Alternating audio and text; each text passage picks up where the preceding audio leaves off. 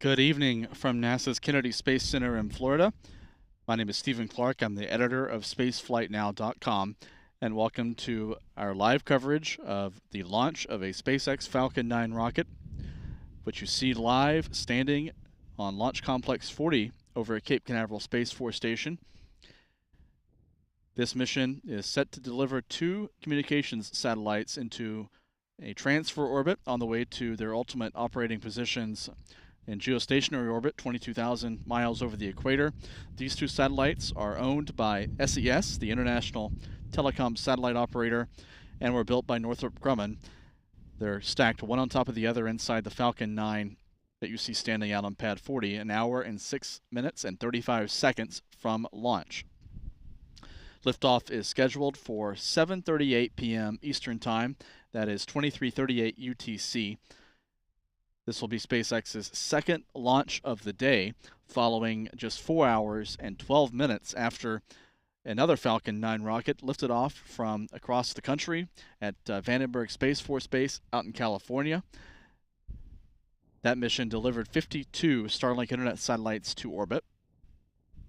And then SpaceX teams here in Florida now are counting down to another Falcon 9 flight just 4 hours and 12 minutes later, with 2 customer payloads on board for SES, one of SpaceX's most loyal and original customers. SES was the first large telecom satellite operator to sign up for a launch on a SpaceX Falcon 9 that occurred back in 2013. And this is SES's 9th launch overall with SpaceX over the last 10 years. The Falcon 9 that you see standing on pad 40 is 229 feet tall. That's 70 meters in height. The weather conditions this evening are generally favorable. There's a clear sky overhead. However, the ground teams are watching ground winds here at Cape Canaveral. If you look closely at some of the vegetation, you can see some of the breezy conditions as the winds are whipping up close to gusts up to 30 knots right now, which is near the Falcon 9's limit, although we believe that gust right now is currently slightly below the limit. We should get a full update or confirmation from SpaceX on the status of the ground winds, whether they're going to be acceptable or not, during the pre-launch readiness poll, which is expected to occur 38 minutes before launch. That will be the go or no-go point on whether the teams will proceed into the final 35-minute countdown sequence, which includes the loading of propellants onto the Falcon 9 rocket. If the weather conditions are go, or look like they have a good chance of being go at launch time, we expect to hear a go for propellant loading from SpaceX Launch Control. Again, that's about 30 minutes away from that go, no-go poll. This is, again, the second SpaceX launch of the day, the third SpaceX launch of the week, following a Falcon 9 flight back on Tuesday night from Kennedy Space Center, just a few miles north of this pad that you're looking at now. That mission carried a Dragon cargo capsule into orbit on the way to the International Space Station. That Dragon cargo ship docked at the space station early yesterday morning, to deliver nearly 6,300 pounds of cargo to the International Space Station, including CubeSats, including biological experiments, fresh food, cheeses, fruit for the 7-person crew on board the space station, as well as a package of U.S. military tech demo experiments that will be mounted on the exterior of the space station. That Dragon cargo capsule will remain docked at the International Space Station for about 1 month before returning to Earth for splashdown.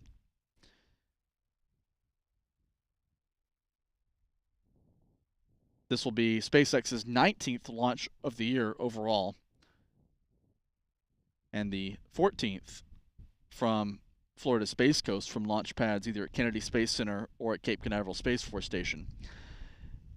If you haven't done so yet, please hit the thumbs up or the like button here on our YouTube stream. That helps us attract a larger audience as we build up to the target launch time of 7:38 p.m. Eastern Time. Again, that is 23:38 UTC for those of you in other time zones watching around the world. So again, hitting the thumbs up or the like button is one way to help us out. If If you want to support our coverage also, you can donate or contribute in the Super Chat. We really appreciate our supporters, and they help us continue to bring you live coverage like this for all of these launches occurring here at Cape Canaveral and around the world, which we cover those launches over on our website, www.spaceflightnow.com. T-minus 1 hour and 2 minutes until the opening of tonight's launch window at 7:38 p.m. Eastern Time.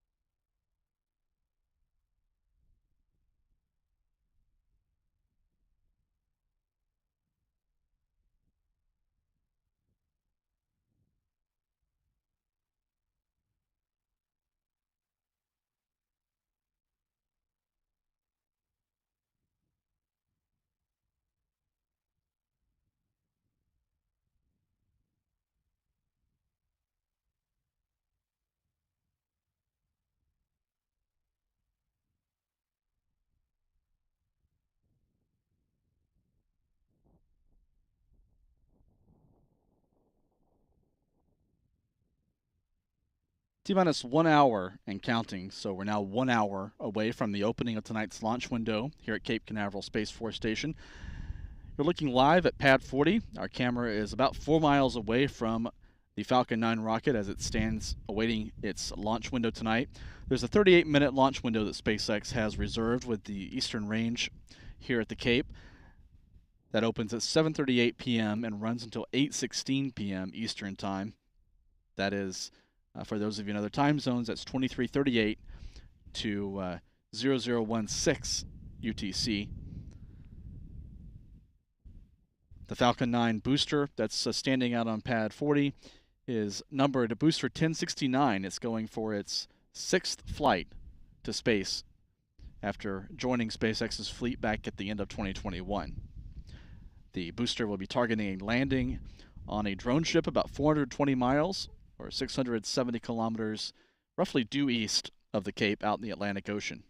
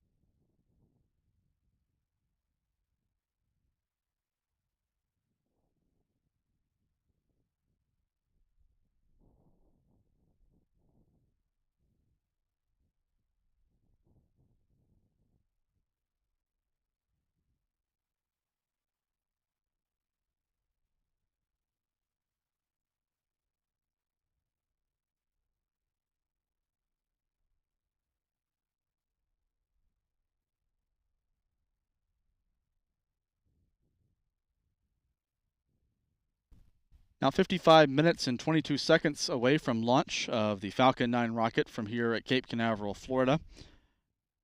Again, this launch is the second Falcon 9 launch of the day, following 4 hours and 12 minutes after the liftoff of a Falcon 9 rocket from out in California. We're now going to show a replay of the launch from Vandenberg Space Force Base of the Falcon 9, which occurred at 12:26 p.m. Pacific Time, 3:26 p.m. Eastern Time, 1926 UTC. Here you can see the 9 Merlin engines roaring to life, pushing the Falcon 9 off the pad at Vandenberg Space Launch Complex 4 East, clearing the hills there. This mission carried 52 Starlink internet satellites into orbit. It was SpaceX's 18th launch of the year. Great shots of the plume from the 9 engines of the Falcon 9 rising through some low cloud cover over Vandenberg Space Force Base.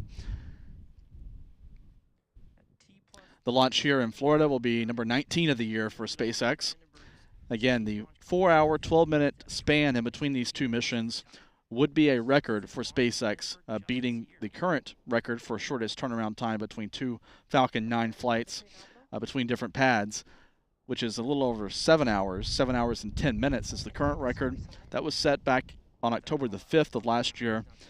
SpaceX aims to shave 3 hours off that today with a turnaround time of 4 hours and 12 minutes. This would be, again, a SpaceX record. It's also a record for the commercial launch industry, for any fully commercial rocket to be able to launch 2 times from different pads, mind you, in as short a time as 4 hours. However, other rockets, such as the venerable Soyuz launch vehicle family of the Soviet era and the Russian space program, have achieved faster turnaround times between different spaceports.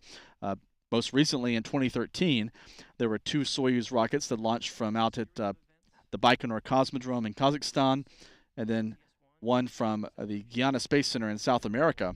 Those 2 Soyuz rockets launched an hour and 59 minutes apart.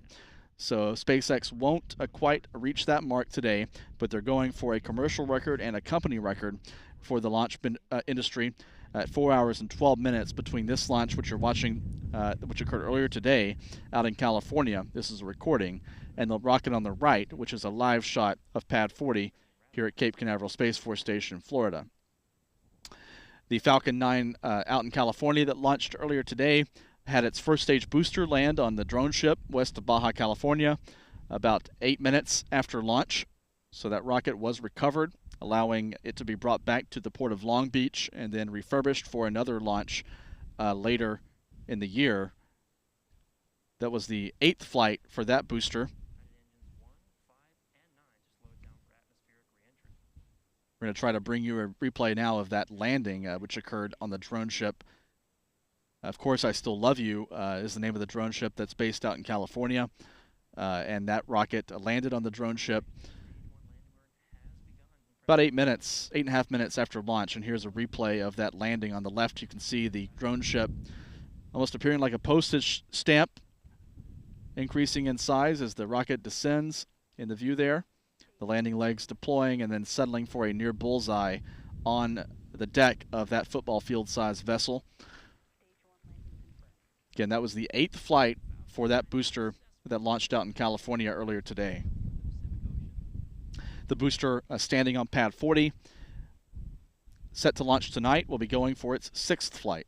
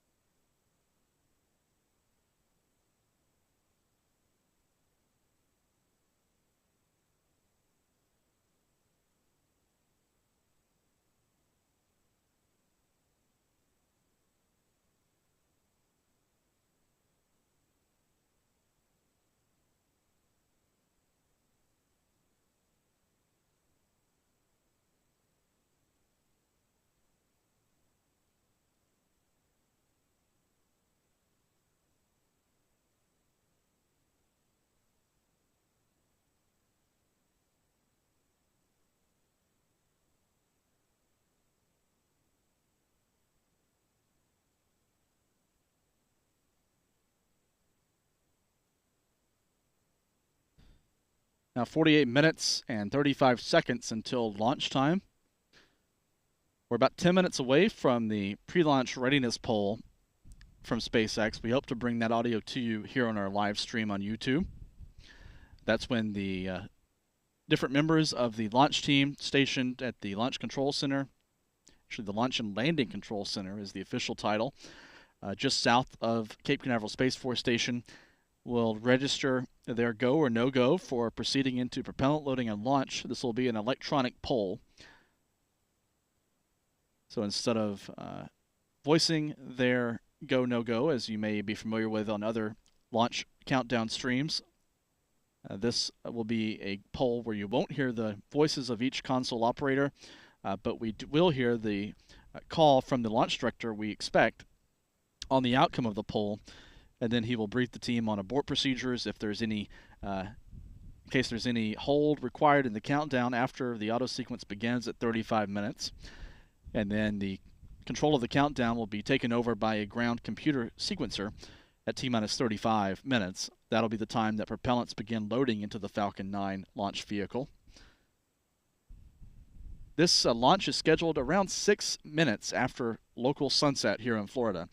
So with clear skies overhead, if the winds permit the launch to go ahead this evening, this could be a spectacular one. As the rocket heads downrange, it'll be heading east from Cape Canaveral out over the Atlantic Ocean, targeting an equatorial orbit eventually over the equator for these two communications satellites, SES 18 and 19.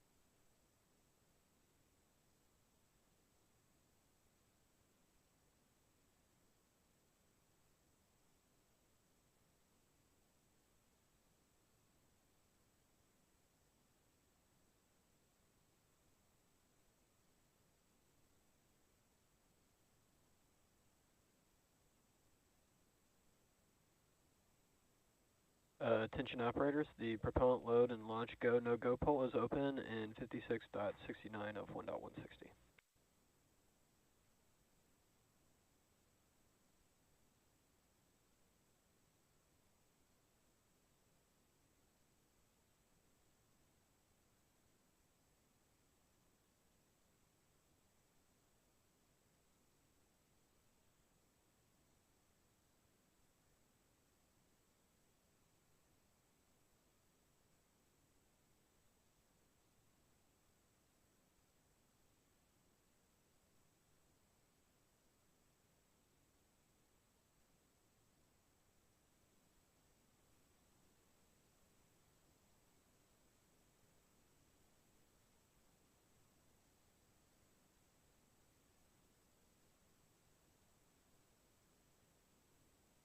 T-minus 43 minutes and counting.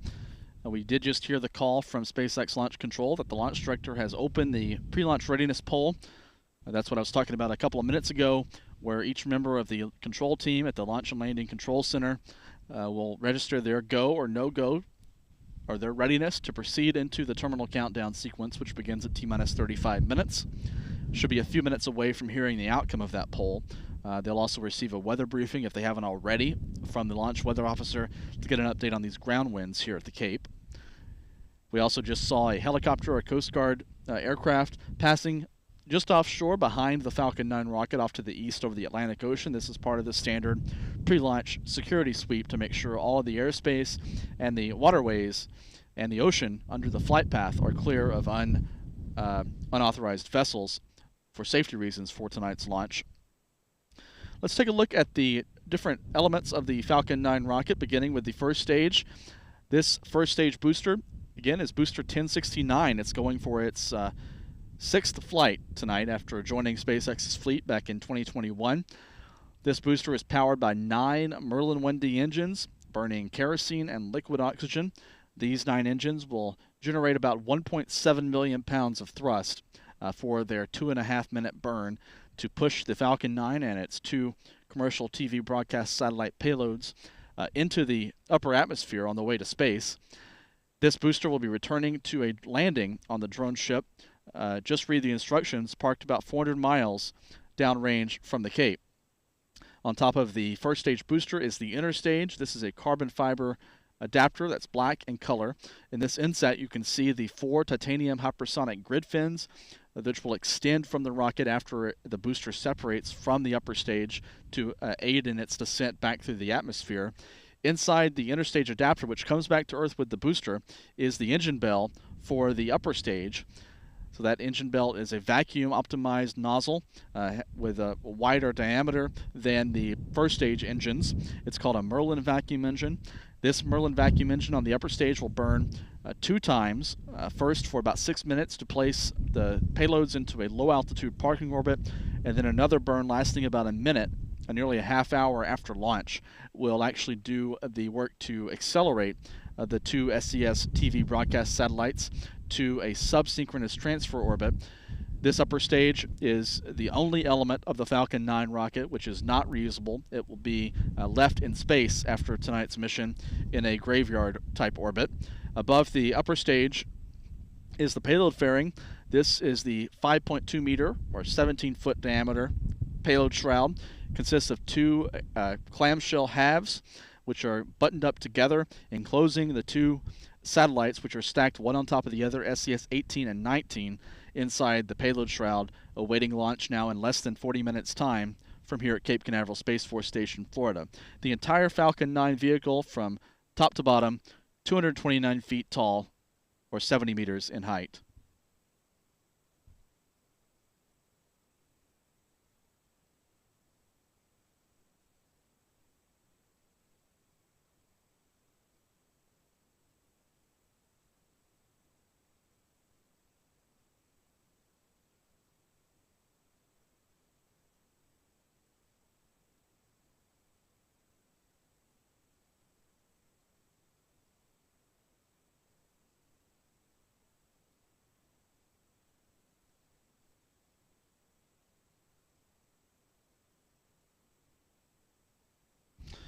Now 39 minutes from launch. Let's take a look at the payloads on board the Falcon 9 rocket tonight. These 2 satellites are named SES 18 and 19. They are virtually identical. On the left here you see SES 18. LD go for propellant loading and launch.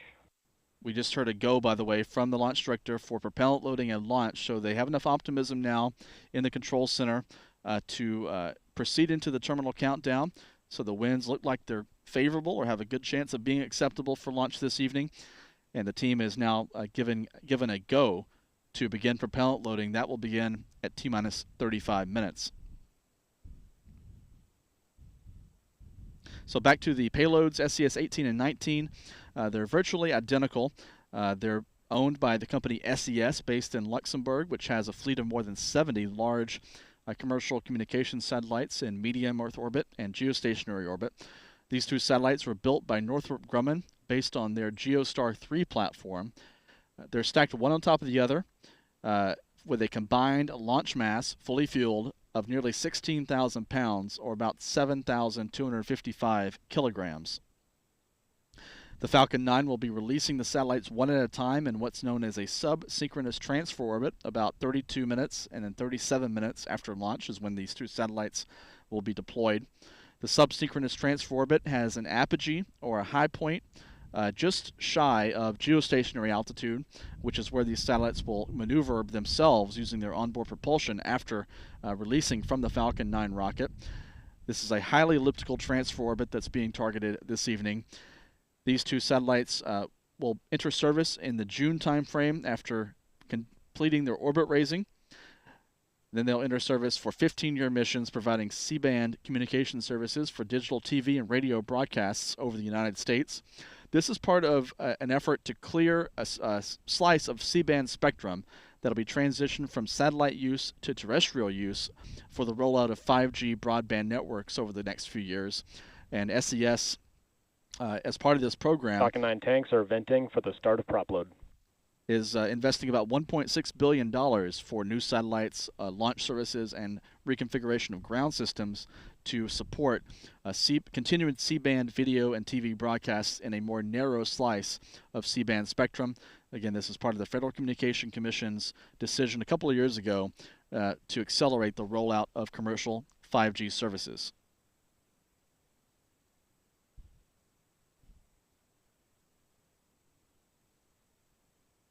We're about a minute away. The launch director with abort instructions.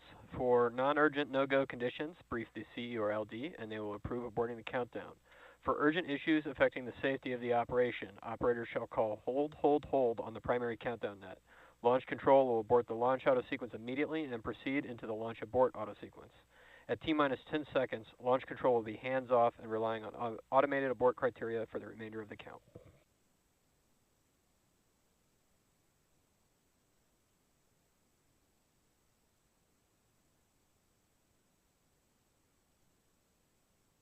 That was the launch director giving some instructions to the launch team to follow in the event of any problem that occurs that requires a hold in the countdown inside of T-minus 35 minutes. At 35 minutes, the control of the countdown will be handed over to the ground sequencer, a ground computer, which will run the automated sequence of the Falcon 9 countdown until T-minus 60 seconds, and then at that point, just a minute before launch, control will be passed from the ground automated sequencer to the Falcon 9's onboard flight computer.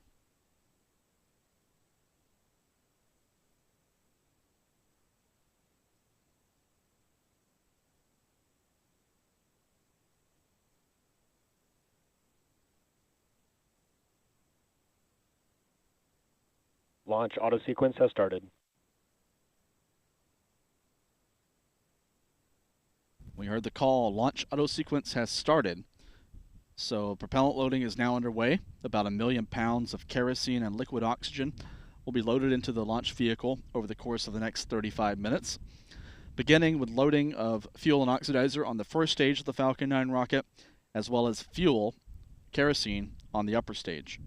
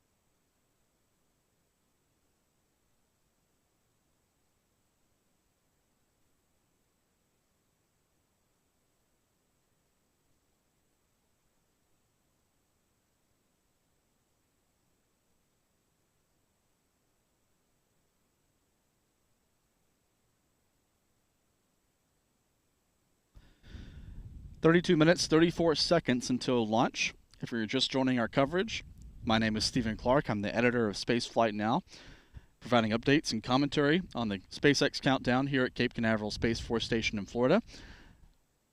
I'm located about 4 miles away from the Falcon 9 launch pad. You're looking live from our vantage point here. Off to the east, where the Falcon 9 is now being loaded with propellants in preparation for liftoff at 7:38 p.m. Eastern Daylight Time, 23:38 UTC, on a mission to deliver 2 commercial television broadcast satellites into orbit for SES. If you haven't done so yet, please hit the thumbs up or the like button here on our YouTube stream. That really helps us out to attract a larger audience to our launch coverage. So please do that if you haven't done that already. If you want to support our coverage and you like what we do, please consider donating or contributing in the Super Chat here on our YouTube stream. All this money goes toward helping us maintain our coverage and expand our coverage, bringing new features, new views, and other new content to our viewers. So your support is greatly appreciated. I want to thank Astro Joe for contributing or gifting 5 Spaceflight Now memberships to our viewers. We appreciate that support. I was just going to mention another way to support our coverage is through our YouTube memberships. If you want to join our channel, depending on which level you choose, you can gain access to bonus members-only video features, and the act of you joining our channel and becoming a member is another way to help us maintain our coverage and expand our coverage as we cover more launches than ever here on Florida's Space Coast.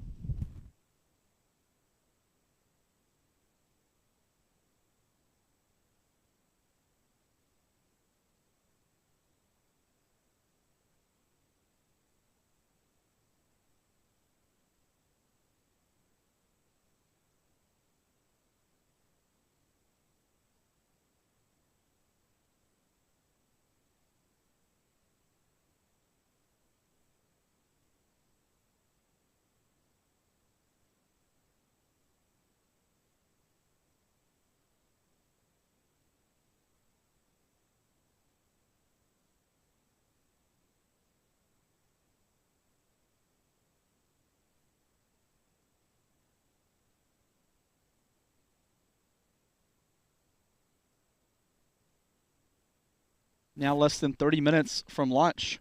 If you look closely out at pad 40, you can see some of the frost beginning to accumulate on the outside of the first stage booster. This is because of the super cold temperature of the liquid oxygen that's now flowing into the rocket. The very bottom of the first stage is the kerosene tank, which is currently being loaded with fuel. The fuel for the Falcon 9 rocket is known as RP-1, short for Rocket Propellant 1. It's a highly refined grade of kerosene fuel. That's currently being loaded onto both stages and is stored relatively close to room temperature. Although for the Falcon 9 it is chilled colder than it is on other rockets to densify that fuel, improving the Falcon 9's performance. Above the first stage kerosene tank at the very bottom of the vehicle, just above that is the liquid oxygen tank, which is the largest single tank on the entire rocket. That's the where you're seeing the frost and ice begin to build up, as well as some vapors from the loading of cryogenic liquid oxygen. As the countdown continues down toward launch time, we'll see that frost level rise up the height of that first stage fuselage. And then in the final moments of the countdown, that segment of the rocket will almost be entirely white from the frost and ice accumulation from the loading of the cryogenic liquid oxygen.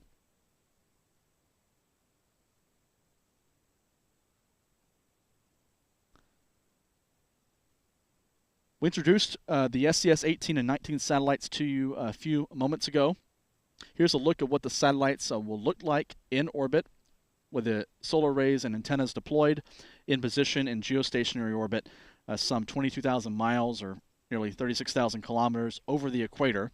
One of these satellites will be parked at a position at 103 degrees west longitude, the other at 135 degrees west longitude, with coverage over North America and the United States to provide cable TV relay services, radio broadcasts, and data transmission services over the United States in C-band. Again, these satellites were built by Northrop Grumman. They're based on Northrop Grumman's GeoStar 3 satellite platform.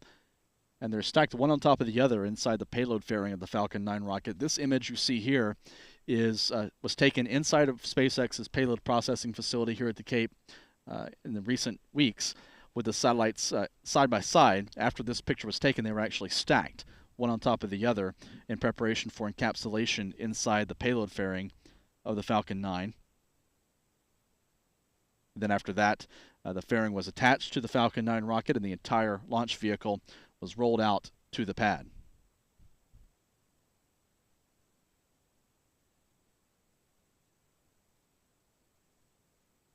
Here's a look at the SES logo that's attached to the payload fairing. The two halves of the payload fairing, like the booster stage of the Falcon 9, will be recovered after tonight's flight. There's an additional SpaceX recovery ship parked just a little farther downrange than the first stage landing drone ship that will attempt to fish these two fairing halves out of the sea after they parachute back to Earth. 26 minutes, 30 seconds until launch time.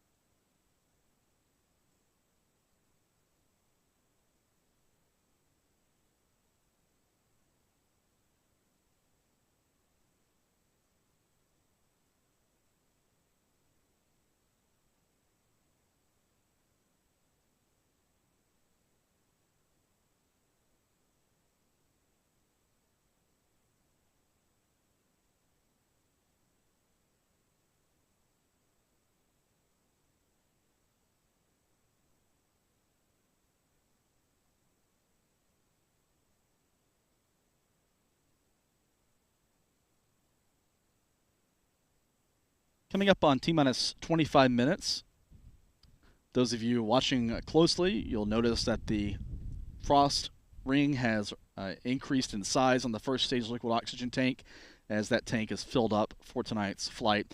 That liquid oxygen is chilled down to a temperature of several hundred degrees below zero, so it is very cold, and that's why the ice builds up on the outer skin of the booster as it's filled for flight.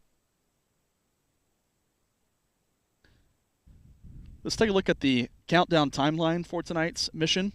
This is a pretty standard Falcon 9 countdown. We've already passed a few of these events. At T-minus 35 minutes, propellant loading began on the Falcon 9, with 3 of the 4 tanks currently being filled. At T-minus 20 minutes, the upper stage should have its kerosene tank fully loaded, and then at that point, preparations will begin loading liquid oxygen on the upper stage. We should see the so-called big vent from the strongback at T-minus 20 minutes. That's a plume of gaseous oxygen that's associated with the chill down of the liquid oxygen line in preparation for the start of liquid oxygen tanking on the second stage at T-minus 16 minutes. And then in the final 10 minutes, the activities really pick up. At T-minus 7 minutes will be the start of engine chill down for the 9 Merlin 1D engines on the first stage of the Falcon 9 rocket. That involves flowing a little bit of liquid oxygen through the engine plumbing for a thermal conditioning effort to reduce the risk of damage from thermal shock. At 5.5 minutes, the first stage kerosene tank should be fully loaded. And then at T-minus 4 minutes 30 seconds, we expect to see the beginning of the retraction of the strongback from the right side of the rocket. It will recline to an angle of about 1.5 degrees for the remainder of the countdown. At 2 minutes before liftoff, we expect to hear calls that the first and second stages both are fully loaded with liquid oxygen. That loading will be terminated, and then at that point, the Falcon 9 will be fully fueled with 1 million pounds of propellant for launch this evening. Handover of the countdown control will be passed from the ground computer to the Falcon 9's flight computer at T-minus 1 minute, and then right after that, the flight computer will command the pressurization of the propellant tanks on board the Falcon 9 The engine start command is due to be issued at T-minus 3 seconds. We expect to see, you may see a slight green flash from the ignition fluid, known as TTEB, or triethylborane, triethyl aluminum triethylborane. It gives off a distinctive green flash that actually provides what essentially is the spark to ignite the 9 Merlin engines. If all 9 engines are performing well and throttle up to full power, the Falcon 9 will issue the command to open hold down clamps at the base of the vehicle, allowing it to begin its rise off the pad for this mission with the SES 18 and 19 communication satellites on board. Here is SpaceX's mission patch for tonight's mission. You can see here on the lower right is a 4-leaf clover in green for good luck. It's not just because it's St. Patrick's Day. Every SpaceX mission patch has the 4-leaf green clover for good luck. And you see here some artist illustrations of what the SES 18 and 19 satellites look like once they're in space with their solar panels and antennas deployed.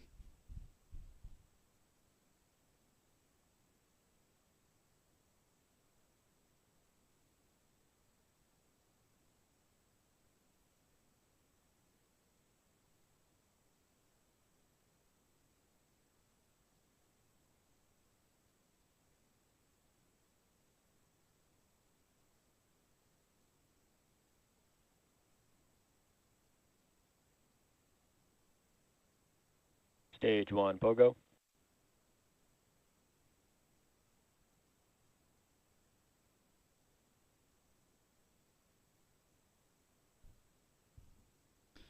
T-minus 20 minutes, 45 seconds.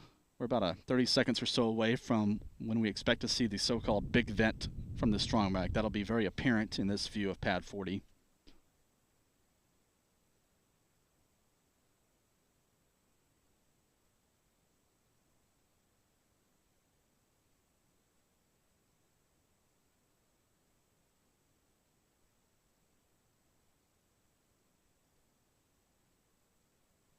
And now we're seeing the big vent from the strongback.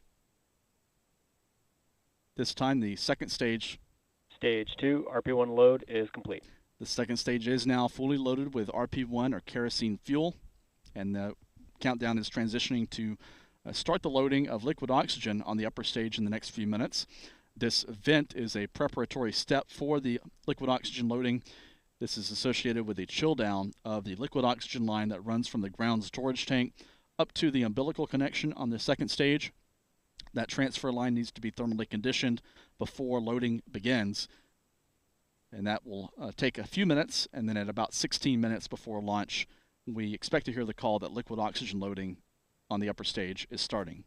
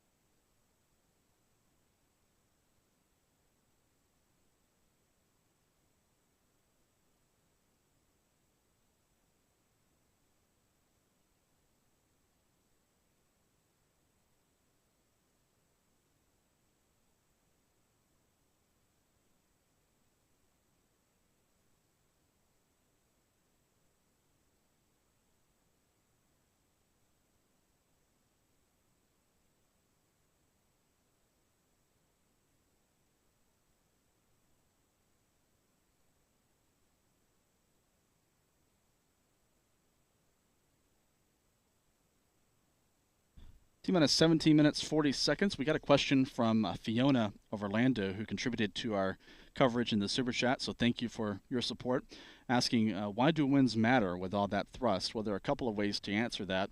One of those is SpaceX and all launch companies simply don't want the rocket to run into any structure around the vehicle when it begins to climb off the pad, so they don't want it to run into the tower or the strongback or any of the ground support equipment. There are also structural concerns, particularly when you talk about winds aloft in the upper atmosphere, wind shears, winds coming from different directions at different altitudes in the atmosphere can oversaturate or overpower the thrust vector control or steering system on the engines. And also for some rockets, there are structural concerns that with wind shears at different altitudes that could impact the structural integrity and cause a damage or a breakup of the rocket in flight as it traverses wind shears in the upper atmosphere. So Fiona, thank you for your question. I hope I gave you an answer that satisfies you. We're standing by for the start of liquid oxygen loading on the second stage momentarily.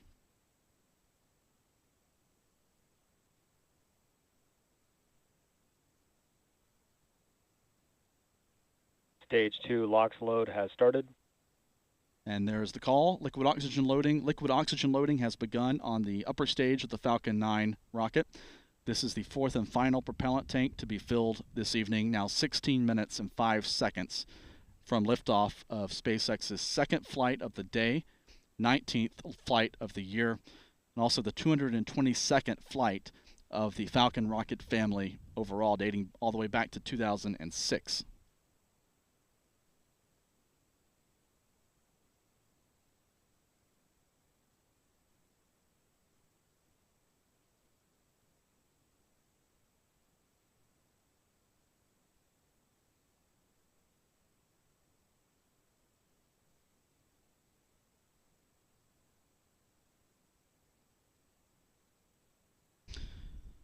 Let's take a look at the trajectory for tonight's flight.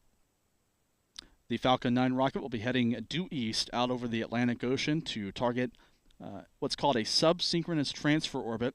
It's a lower altitude version of a more traditional geostationary transfer orbit. It's a highly elliptical or oval-shaped orbit around the Earth, and that will put these two satellites, SES 18 and 19, on the path to their final operating positions in geostationary orbit, 22,000 miles over the equator. These satellites will have to do the final maneuvers with their onboard propulsion themselves before entering service in the June timeframe. In that orbit, the satellites will be circling the planet in lockstep with Earth's rotation, giving each satellite a fixed coverage zone over North America. Again, so it's a due east mission targeting a subsynchronous transfer orbit. We've labeled here the location of Pad 40 here at Cape Canaveral and the approximate location of the drone ship. Just read the instructions, about 420 miles or 670 kilometers downrange northeast of the Bahamas, roughly midway between the Bahamas and Bermuda. That's where the first stage will come down for landing about 8.5 minutes after launch. Let's take a look at the flight sequence tonight. This is a pretty standard profile for missions such as this, going to a geostationary transfer orbit.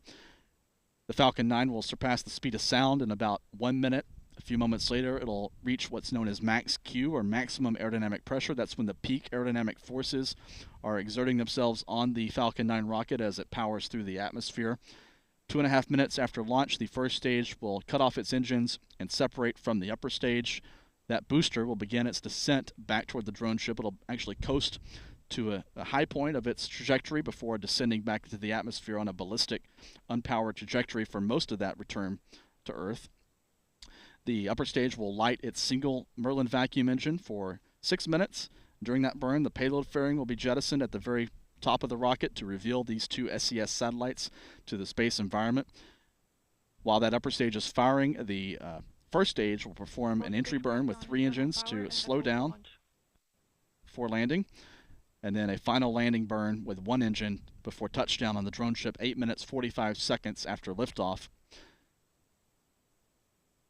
The second stage will reignite its engine 26 minutes after launch for about 50 seconds or so to accelerate the two SES satellites to their targeted elliptical orbit for deployment at 32 minutes and then 37 minutes after launch. SES ground teams, along with Northrop Grumman controllers, will expect to receive the first signals from these two satellites a few minutes later to confirm their health after tonight's launch.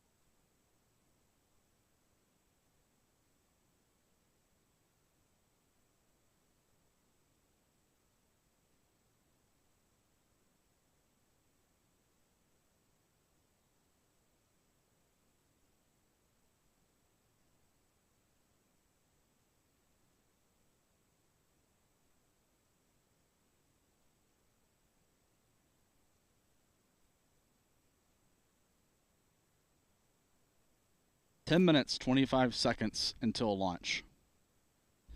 No reports of any technical issues or weather concerns at this point in the countdown. It's been a gusty, windy evening here on Florida Space Coast, as you can see from some of the vegetation waving in the foreground. That has been closely monitored by SpaceX and the range weather team here at the Cape, but we haven't heard any report officially that will be a constraint for launch. And with the countdown proceeding, we can assume potentially that the weather is acceptable for launch, although we did not hear the official pre-launch weather briefing.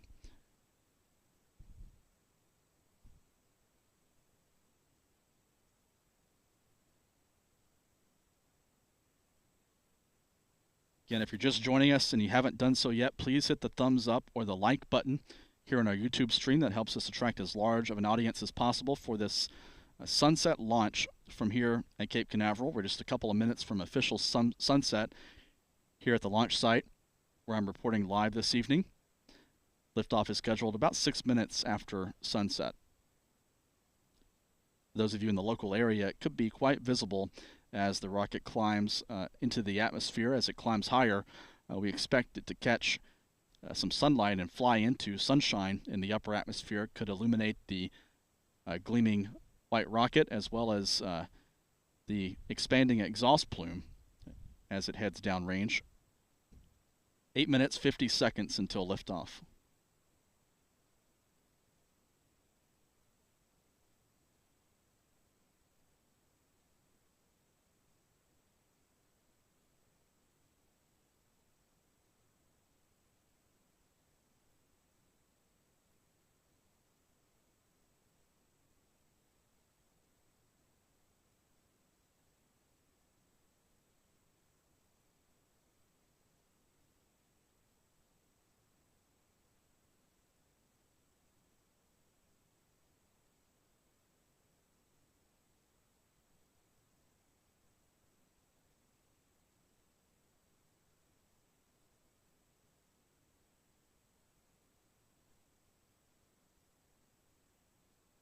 T-minus 8 minutes and counting.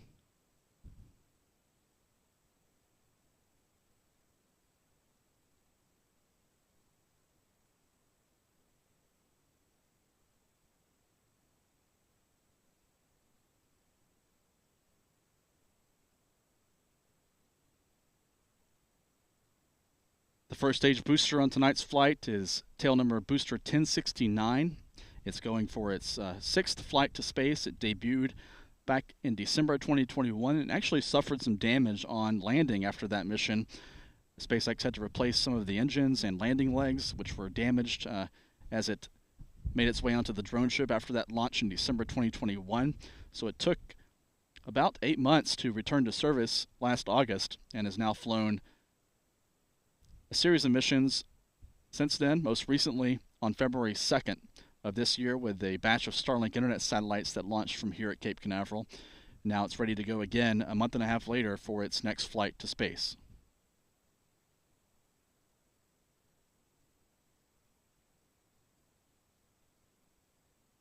Engine chill has started.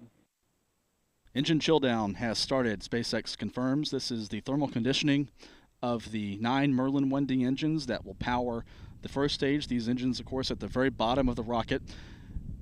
So the chill down involves flowing some of the liquid oxygen on the rocket through the engine plumbing. This is a step to protect the rocket, these engines particularly, from the threat of thermal shock as the super cold oxidizer several hundred degrees below zero rushes into that engine plumbing, into that engine compartment when the engine ignition command is given at T-minus 3 seconds. The next step we expect to hear will be the completion of Stage 1, RP1 load is complete. And there's the call. First stage kerosene loading has been completed at T-minus 6 minutes. So about 46,000 gallons of kerosene have been loaded into the Falcon 9 rocket. Liquid oxygen loading will continue for about 4 more minutes.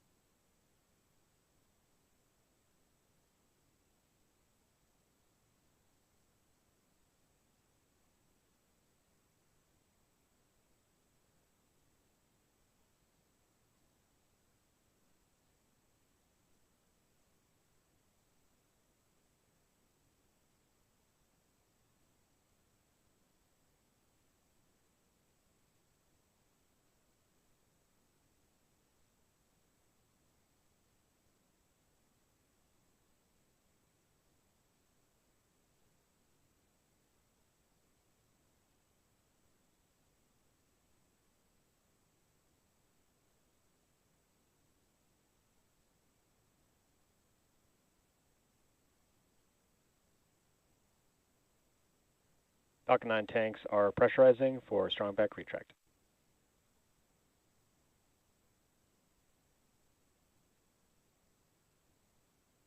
Four and a half minutes to go. The next step will be the retraction of the strong back from the Falcon 9 rocket. Also, in the last few minutes, the automated sequencer should have completed final checks of the autonomous flight safety system on the Falcon 9 rocket, as well as final configurations of the navigation system. Strong back retract is in progress. Strong back is now retracting. Begins with opening of clamps around the upper stage, allowing it to recline about 1.5 to 1.7 degrees from the vehicle. T-minus 4 minutes.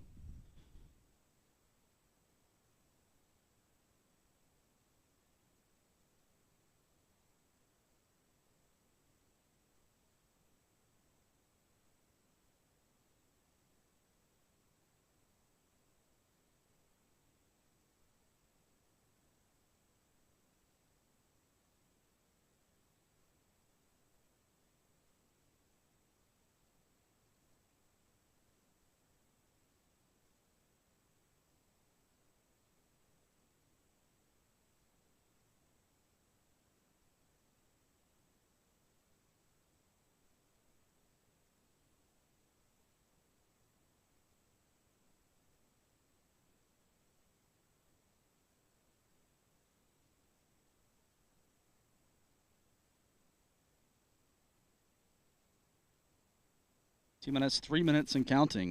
In the next minute or so, loading of liquid oxygen should be terminated on the Falcon 9 rocket. Stage 1 LOX load is complete. And Stage 1 POGO. First stage liquid oxygen loading is complete. Liquid oxygen loading on Stage 2 will begin or will end in about 30 seconds.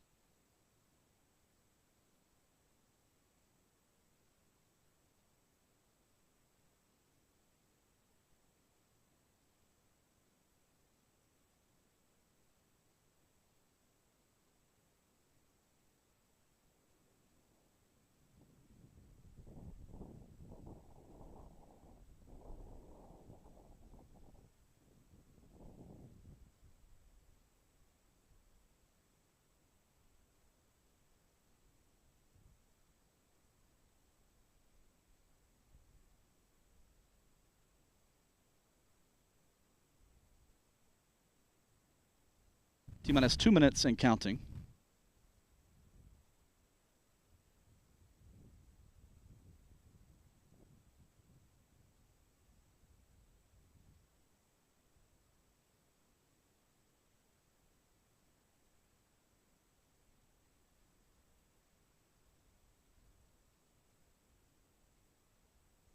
Stage 2, LOX load is complete.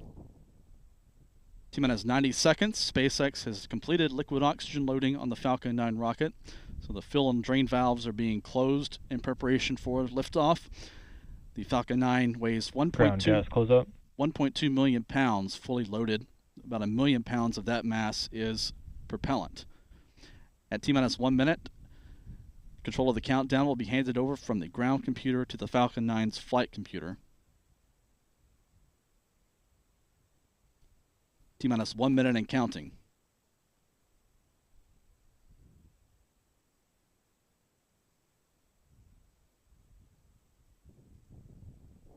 Falcon 9 is in startup. And the call we just heard confirms Falcon 9 is in startup, so the onboard computer is controlling the countdown.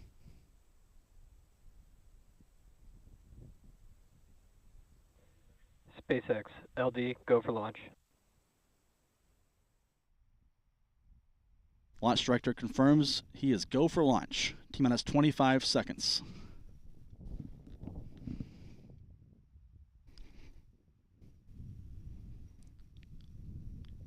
T-minus 15. T-minus 10. 9, 8, 7, 6, 5, 4, 3, 2, 1. Engine ignition. Liftoff of SpaceX's Falcon 9 rocket with the SES 18 and 19, SpaceX's second flight of the day. T-plus 15 seconds, Falcon 9 has cleared the towers.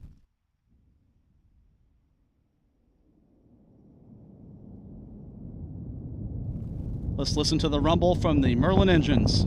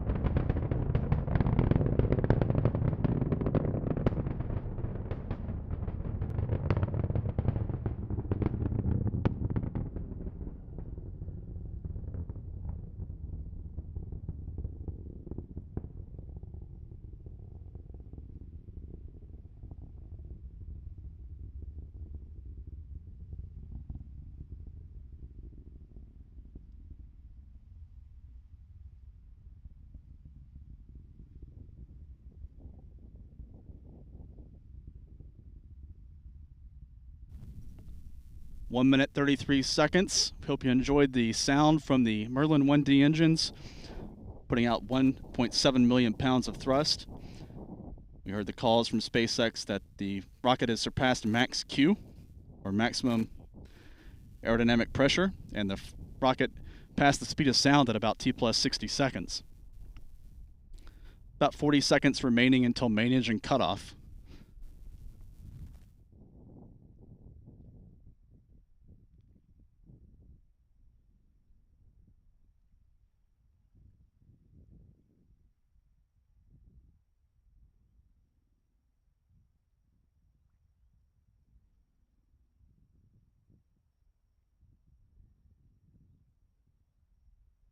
Standing by for MECO, main engine cutoff, followed by stage separation.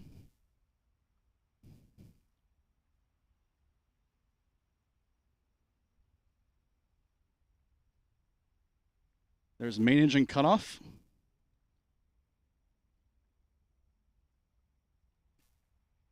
And there's ignition of the second stage after stage separation. Beautiful shots of the glowing exhaust trail from the Falcon 9 upper stage, still visible in the skies over Cape Canaveral, 3 minutes since liftoff. Next thing we'll see or hear is the payload fairing jettison coming up in about 10 seconds.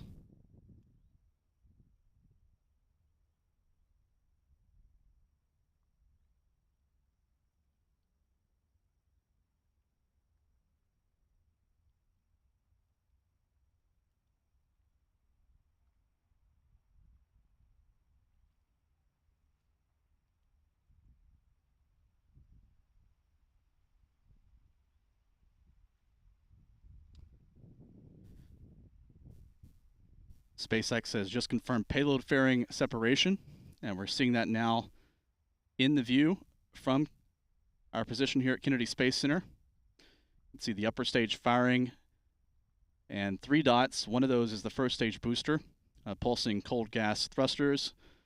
The other 2 things you see there are the payload fairing halves, also with their own thrusters. You'll see those reorient those payload fairing halves in preparation for their descent back to Earth.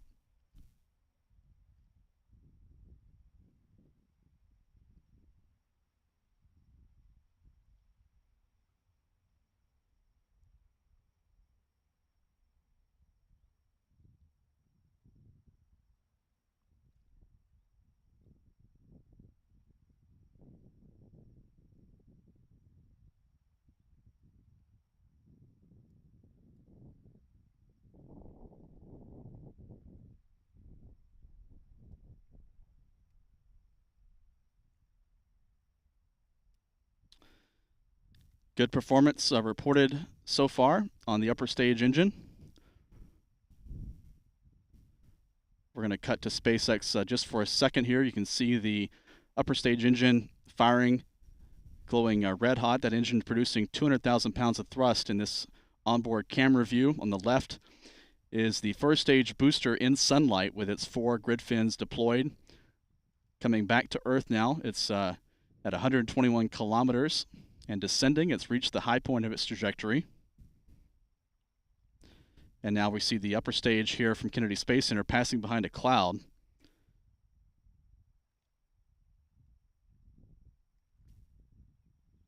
"5 minutes, 35 seconds since launch." This feed from SpaceX comes with about 10 or 11 seconds of delay. That's why there's a bit of a discrepancy between the clocks that you see here. The upper stage now is back in visibility after passing behind a small cloud off on the eastern horizon here. 6 minutes since launch, still good visibility of the upper stage as it speeds down range at 14,000 kilometers per hour, nearly 10,000 miles an hour. Next thing we expect to see is the entry burn of the first stage booster.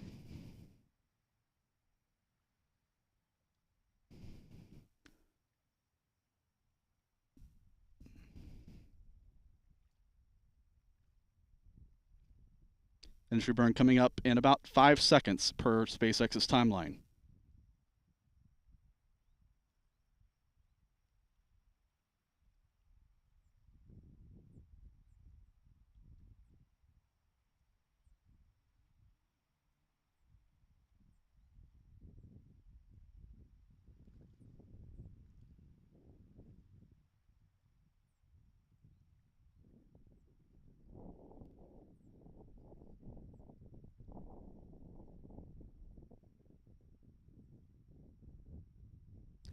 Great shot there of the entry burn we just saw on the horizon. That entry burn now is complete.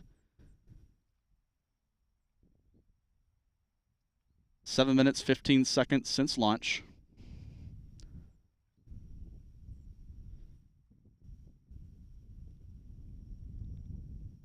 We're now about a minute and a half from landing of the first stage booster.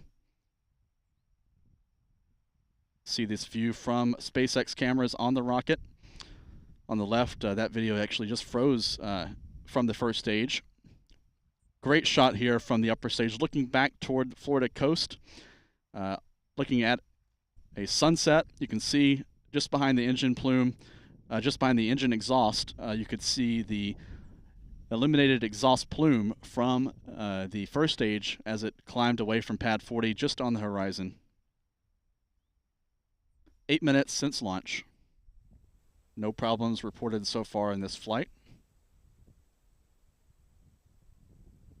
There's that engine exhaust plume on the horizon once again. Didn't catch it the first time. System is safe.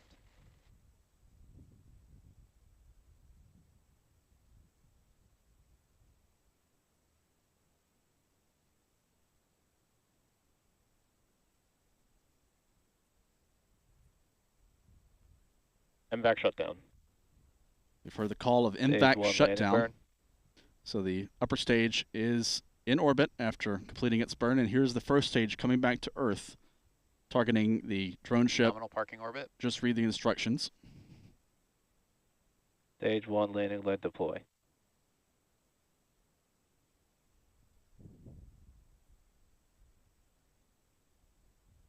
Stage 1 landing confirmed. And there is booster 1069 safely on the drone ship. Just read the instructions after flying to space and back this evening after lifting off from here at Cape Canaveral, Florida. This was the 6th flight for this booster, booster 1069. Another great shot of the engine plume on the horizon. The upper stage currently over the Atlantic Ocean north of the Lesser Antilles, south of Bermuda. As you can see in this map, the upper stage continuing its path downrange. The first stage has landed on the drone ship, noted here on this map provided by SpaceX.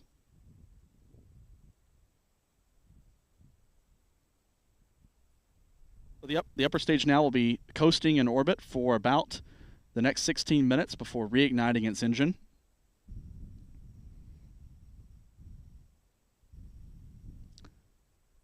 That burn coming up at 26 minutes after launch will last nearly 1 minute,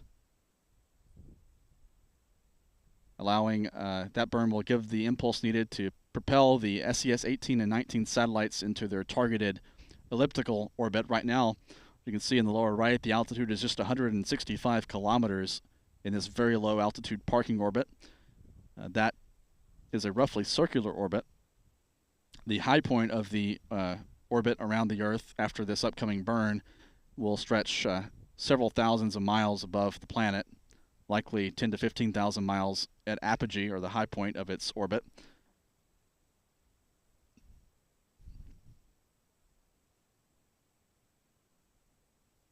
Once that burn is complete, the Falcon 9 upper stage will maneuver itself into the proper orientation or attitude for release of the 2 SES television satellites on board.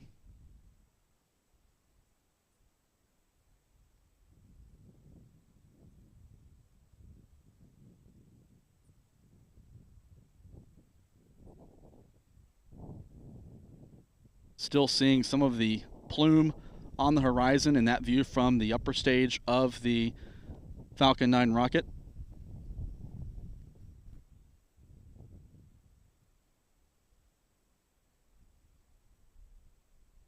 And now we can see the plume from our camera here at Kennedy Space Center, looking at the same exhaust residue in the atmosphere that we just saw from space. We can see that now from the ground, catching some sunlight in the upper atmosphere.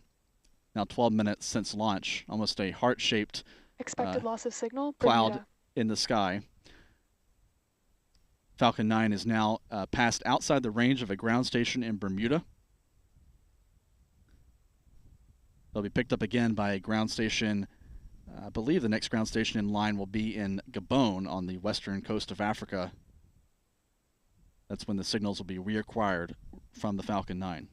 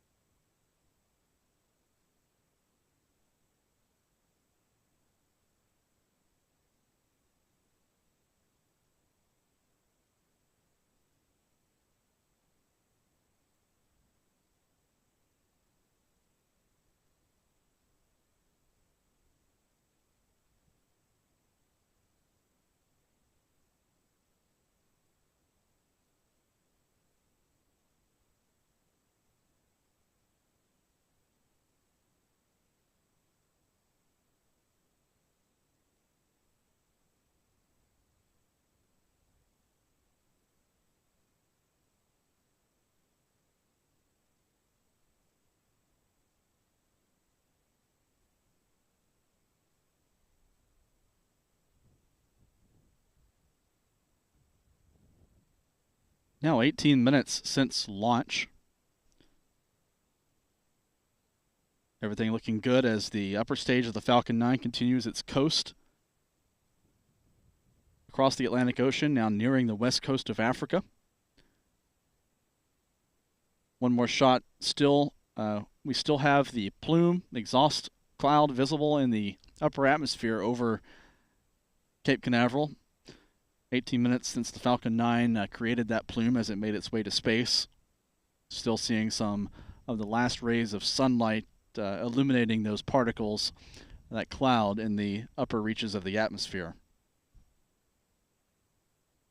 19 minutes since launch. We're about 7 minutes away from the restart of the upper stage engine.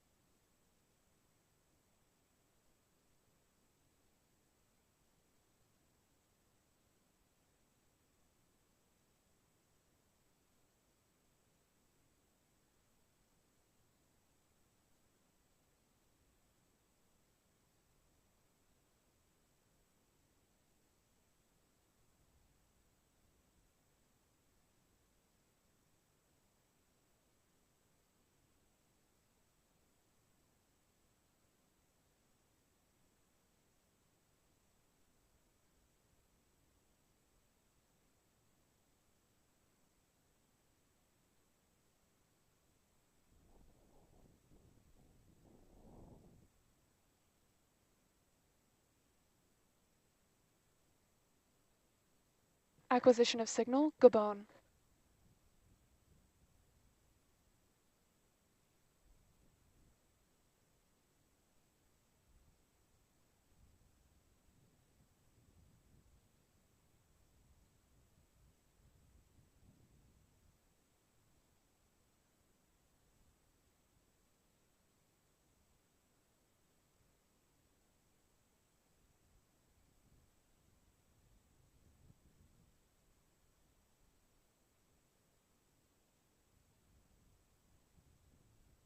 Standing by for the next burn of the Falcon 9 upper stage in less than a minute.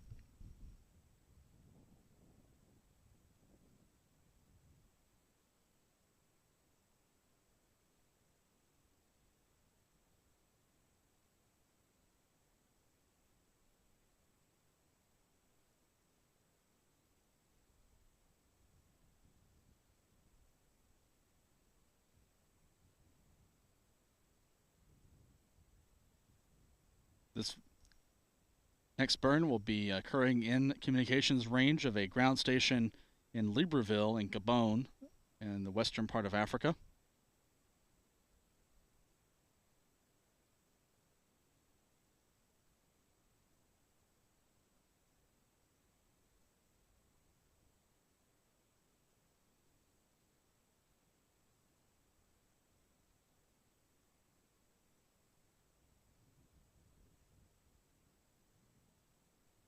And there's ignition of the Merlin vacuum engine. This burn will last nearly 50 seconds.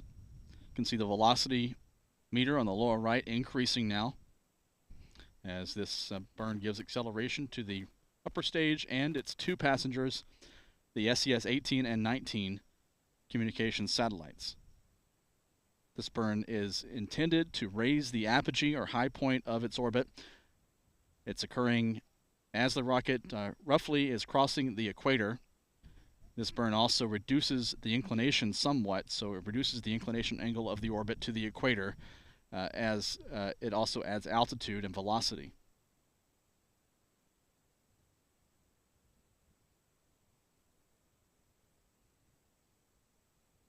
Engine cutoff, reaching a max speed of more than 33,500 kilometers per hour.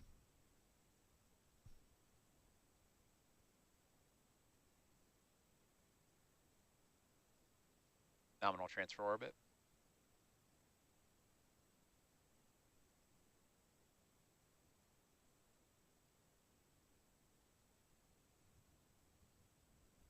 And SpaceX confirmed a nominal transfer orbit, so the rocket has completed its propulsive maneuvers on tonight's mission, placing SES 18 and 19 into the expected subsynchronous transfer orbit. We're now about 4 minutes away from the deployment of the first satellite, the satellite on the upper part of the dual payload stack. That will be SES 18.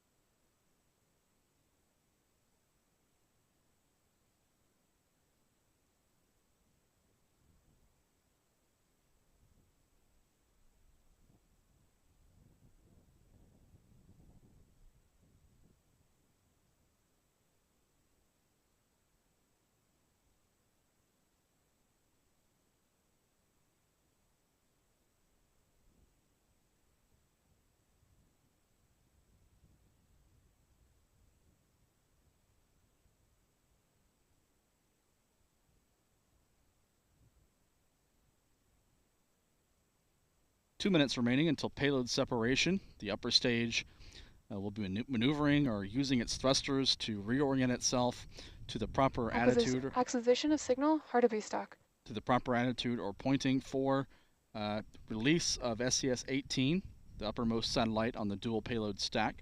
These satellites are roughly identical. They're about 15,995 pounds in weight at launch.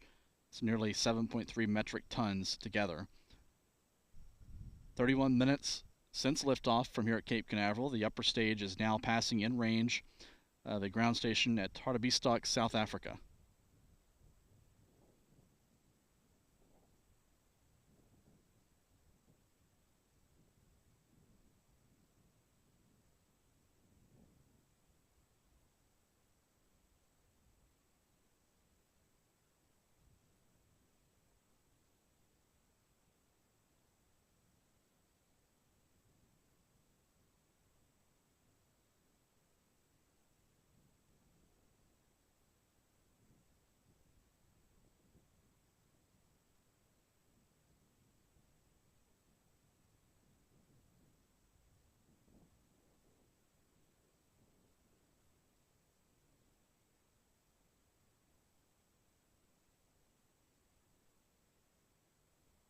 Standing by for separation of SES-18.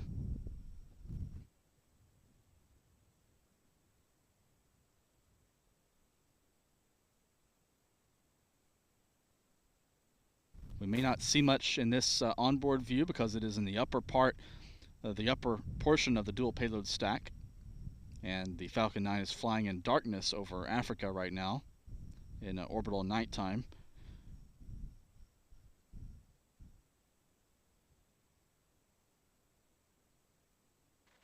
SES-18 separation confirmed.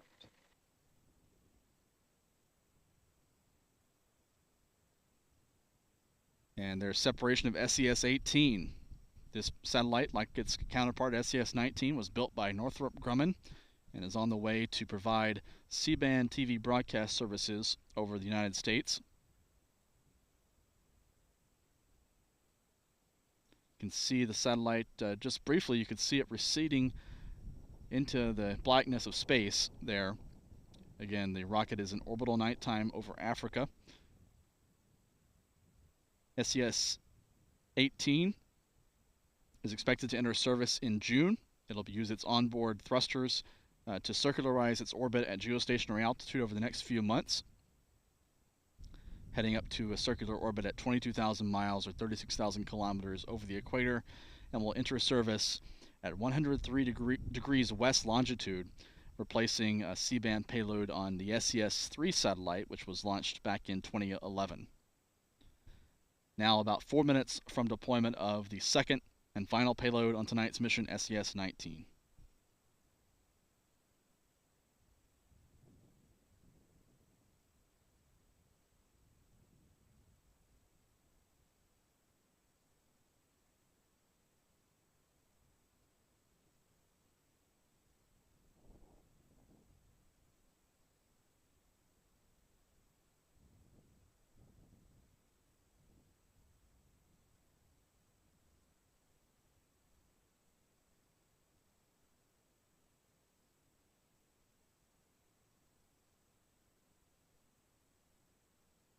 These two satellites, SES-18 and 19, are pictured here in this slide as they appeared during launch preparations here at Cape Canaveral in the last few weeks.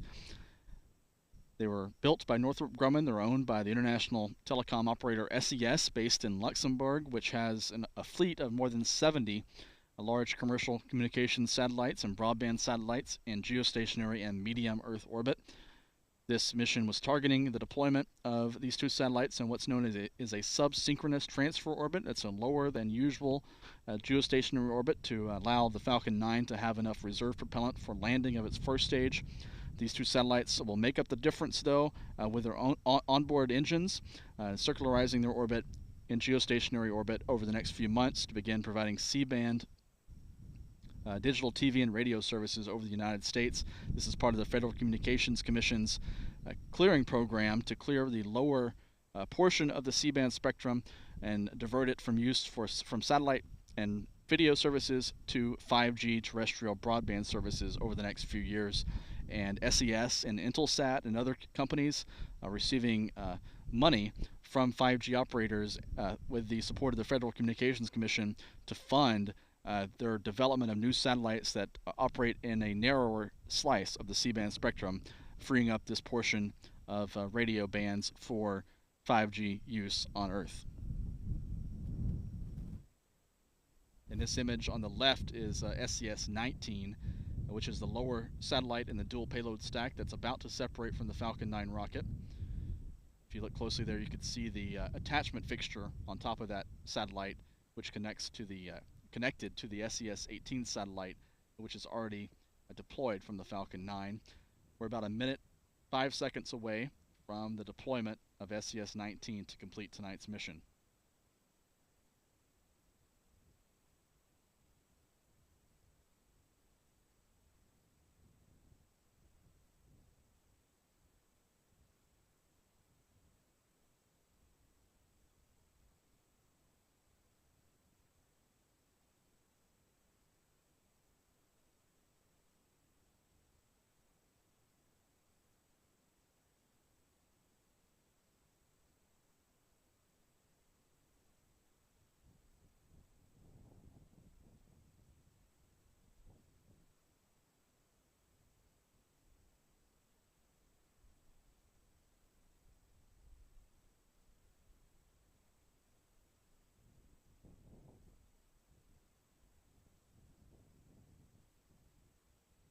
Now moments away from the expected separation of SES-19.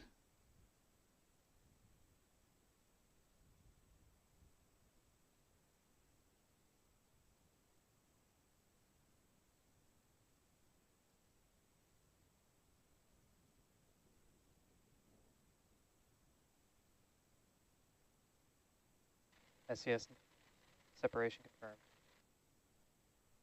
And there goes SES-19, the second of two nearly identical SES TV broadcast satellites carried into a subsynchronous transfer orbit tonight by SpaceX's Falcon 9 rocket. SES-19, like its counterpart, SES-18, is destined to provide C-band TV and radio broadcast services over the United States.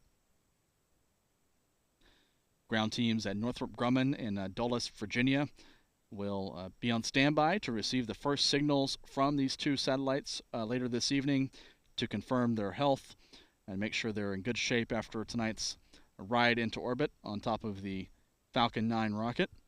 And then SES-18 and 19 will use their own propulsion over the next few weeks to circularize their orbit at geostationary altitude over the equator.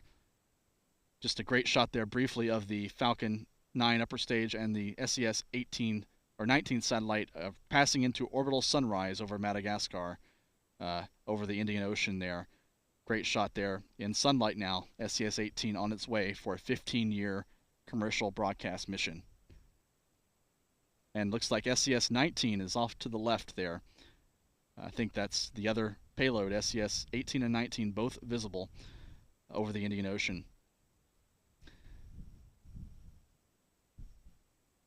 Now 39 minutes, 10 seconds since launch.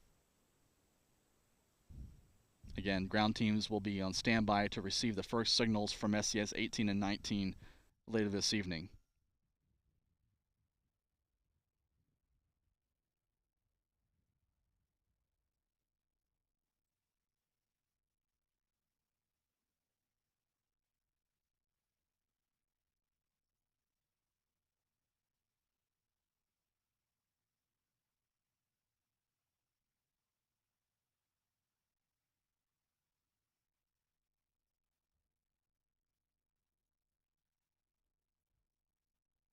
As we approach T plus 40 minutes, let's look at some of the mission stats for this flight. Again, as we mentioned several times in our coverage, this was the second SpaceX flight of the day following a Falcon 9 launch out at Vandenberg Space Force Base in California, 4 hours and 12 minutes before this flight departed planet Earth this evening in Florida.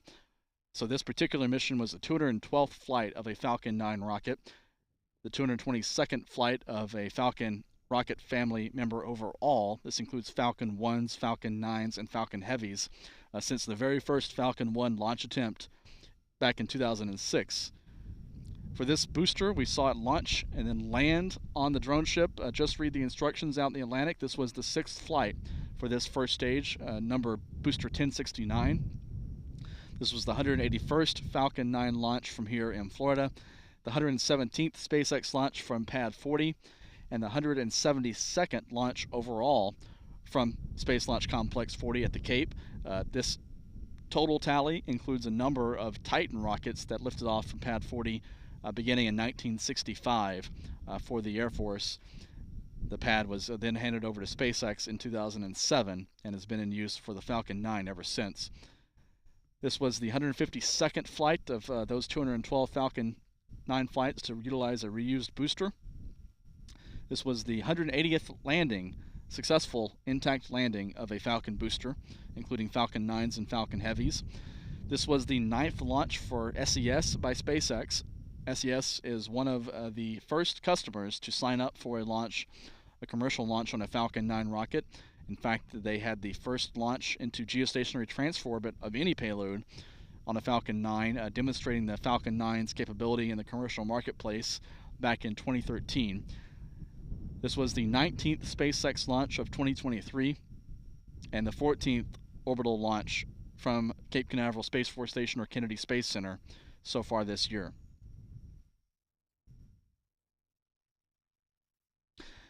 As we always do before we sign off, we want to look ahead at what's to come over the next few days.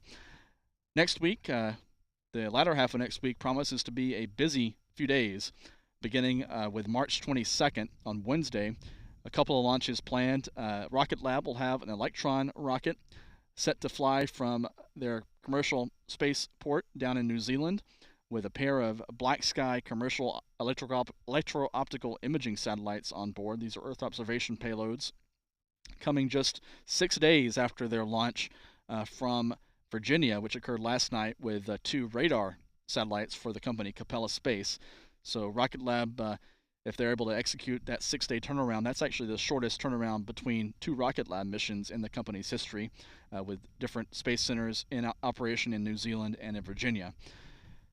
Next Wednesday night is the expected next launch attempt for Relativity Space. We've covered their first 2 launch attempts in recent days earlier this month for their 3D printed Terran 1 rocket. This is an orbital test flight which aims to become the first 3D printed rocket and the first methane-fueled rocket to achieve orbit. This is purely a demonstration, doesn't have any customer payload on board. They aborted their most recent launch attempt back on March the 11th, last Saturday, just a half second before liftoff, with the engines already firing. If you weren't tuned in for that, that was an exciting countdown to cover. They're going to try again on Wednesday. This has now switched from an afternoon launch to a night launch, so the window for the launch now opens at 10 p.m. Eastern Time, or on Wednesday night, March 22nd, or 2 a.m. UTC on the 23rd from here at the Cape. Late next week, next Friday, will be the next SpaceX launch from Pad 40, which you saw tonight. That'll be another batch of Starlink Internet satellites heading to orbit from here at Cape Canaveral Space Force Station. And then next Saturday, next weekend, will be the launch of another batch of OneWeb Internet satellites. And this launch will carry 36 more OneWeb broadband satellites into orbit on an Indian GSLV Mark III rocket from the Satish Dhawan Space Center in India. This will be the final launch to fully deploy OneWeb's entire first-generation network, bringing their total number of satellites to more than 600, and that's what they need in order to begin commercial global broadband service with their network. They still have more spare satellites they plan to launch later this year on a SpaceX Falcon 9 rocket, but this mission on the Indian rocket later this month will give them all the satellites they need for their operating network. More spares, again, as I mentioned, launching later this year with SpaceX. So we'll leave you with one final look at Pad 40. 45 minutes since launch of the Falcon 9 rocket, SpaceX broke their own company record today, launching 2 Falcon 9s, 4 hours and 12 minutes apart, one from out in California at Vandenberg Space Force Base, and then one from right here at Cape Canaveral, Florida, with the SES 18 and 19 satellites on board. 2 successful launches, 2 successful recoveries of the first stage booster on both flights. So with that, we're going to sign off our coverage. I'll remind you one more time, if you want to support what we do, please consider donating here in the Super Chat before we sign off, or you can join and become a member of our YouTube channel. And depending on which membership level you select, you can gain access to bonus, members-only video features. Your support is the engine that drives what we're bringing you with this launch coverage from here at Cape Canaveral, as well as the coverage we provide of the broader space industry at www.spaceflightnow.com. So my name is Stephen Clark. I'm the editor of Spaceflight Now. I want to thank our publisher, Stephen Young, for video support tonight. We'll see you next time. Our next planned live broadcast for launch coverage will be next Wednesday with the next launch attempt for Relativity Space's Terran 1 rocket here at Cape Canaveral. We'll see you then.